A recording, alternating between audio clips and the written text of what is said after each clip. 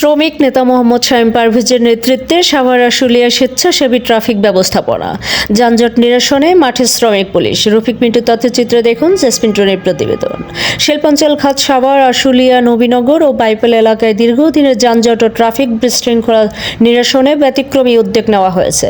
শ্রমিক নেতা মোহাম্মদ শামীম পারভেজের নেতৃত্বে স্বেচ্ছাসেবী ট্রাফিক সমন্বয়ের মাধ্যমে শ্রমিক পুলিশ গঠন করে নিয়মিত ট্রাফিক কার্যক্রম পরিচালনা করা হচ্ছে। সড়কে শৃঙ্খলা ফেরাতে প্রতিদিন সকাল থেকে রাত পর্যন্ত গুরুত্বপূর্ণ মোড়, শিল্প কারখানার সামনে, বাস স্ট্যান্ড ও যানজট প্রবণ এলাকায় দায়িত্ব পালন করছেন শ্রমিক পুলিশ সদস্যরা। তারা যানবাহন শৃঙ্খলাভাবে চলাচল নিশ্চিত করা, অবৈধ পার্কিং বন্ধ করা, পথচারীদের নিরাপদে রাস্তা পারাপারে সহায়তা করা এবং হঠাৎ যানজট সৃষ্টি হলে দ্রুত সমাধানে কাজ করছেন।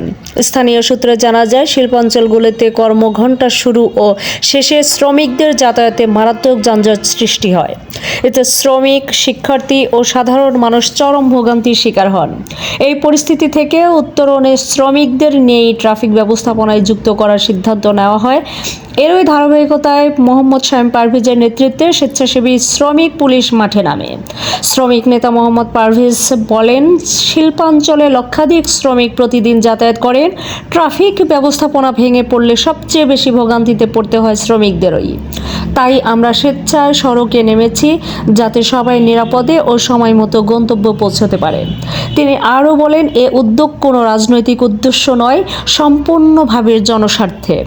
এ উদ্যোগকে স্বাগত জানিয়েছেন স্থানীয় বাস চালক, পথচারী ও ব্যবসায়ীরা।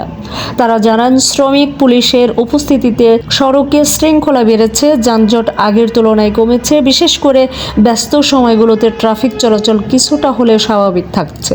সংশ্লিষ্টরা মনে করছেন, আইন শৃঙ্খলা বাহিনীর পাশাপাশি এ ধরনের সামাজিক ও স্বেচ্ছাসেবী উদ্যোগ দীর্ঘমেয়াদে কার্যক্রম ভূমিকা রাখতে পারে।